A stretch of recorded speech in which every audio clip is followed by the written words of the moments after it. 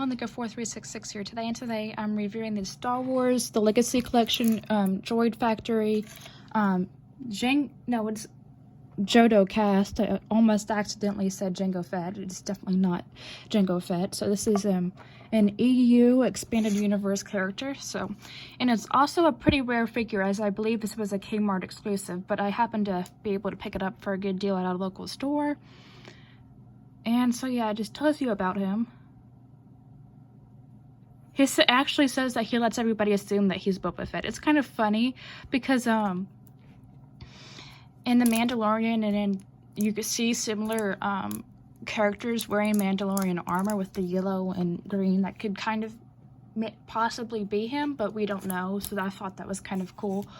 And it comes with this cool little catalog of all these different figures you can get. You also get a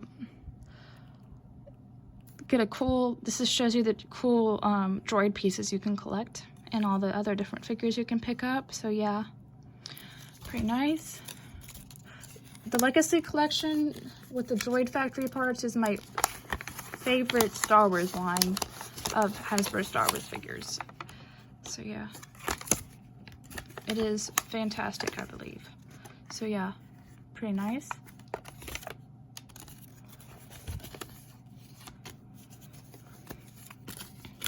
Okay, so unfortunately, the blaster, which is the same as the gun, which is the same as one as that Boba Fett has, is unfortunately warped because of just the way that he's been holding it in the package for so long.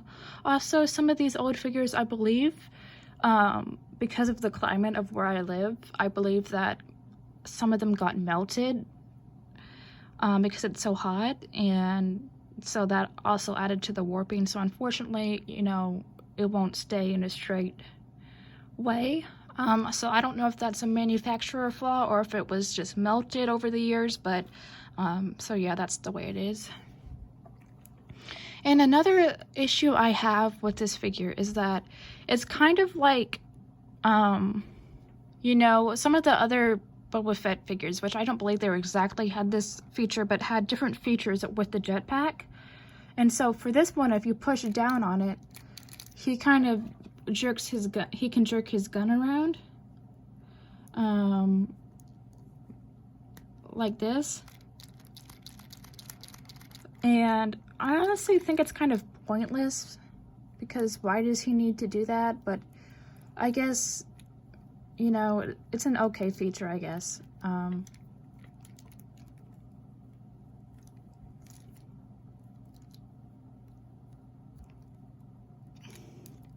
Yeah, you see what I mean? Like, why does he need to do that, you know? I guess you could maybe have him, like, punch somebody, I suppose. I don't know. I just don't think that there's a whole lot of point to that. But aside from that, there's really good detail on his chest. It's very cool that you see the signet there. The little straps there. Very cool. The pouches, which are pretty neat. Everything. The jetpack, which is, you cannot take off. This doesn't come out. There's a weird little hole there. I don't know. It's kind of funny because he has the same dent in his helmet. So that's nice. But he also has like a dent in his like crotch plate. So I don't know if that's because he got shot there or what. It looks like it's intentional, so I assume it's like someone fired there for some reason, which is kind of weird, but okay. So yeah, his shoes are really accurate and good. The paint job is great. It's a rare figure, and honestly, if it weren't for this unnecessary feature, it would be like a perfect figure, but you know, it is what it is. It's an old figure, so I can just let it go. And you know, also, another thing is that he can't lift his legs up too much, which is unfortunate. But since he has a jetpack, I guess it doesn't matter. He can just fly around. But yeah, I think it's a good figure for what it is. Unfortunately, there's not that much possibility with his arms because of this whole feature right here. But you know, that's good. It's good for what it is. It'd be interesting if they redid this figure. I think this might be the first or second time they've made him, but they haven't made him since, so I would like to see them revisit it. So yeah. And you can also move his visor down like this, which is nice because a lot of the Mandalorian figures around this time when it was released, I believe it's a repack too, so I believe it's the second version. So 2008, you know, they didn't really have a lot of visors going down up until this point, so it's kind of cool that they added that feature in for this figure. So yeah, that's what I appreciate about this figure. I think it's good. It's gonna go look great with any collection of Mandalorians, and I think it's gonna be, if you make a Mandalorian mock diorama or setup, this will be great for that. So yeah. And now we're gonna take out the droid part.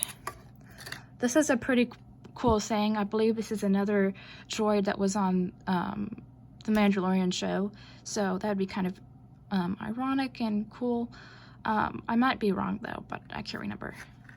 Yeah, I think he is in this show. So yeah, well, at least the same model of this particular droid type. I think it's a pretty cool head, so I like it, and I hope to collect the other parts for that figure. So yeah, then I'm just gonna show you the design of him right here. Pretty nice. Okay, and now I'm gonna, without further ado, I'm going to put him on the Lazy Susan and we're gonna spin him around.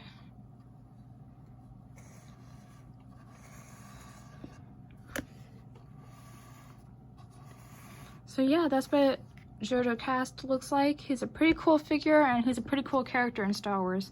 So yeah, I just think for the collectability and the rareness and of the general look of it, it's worth getting, but it could be better.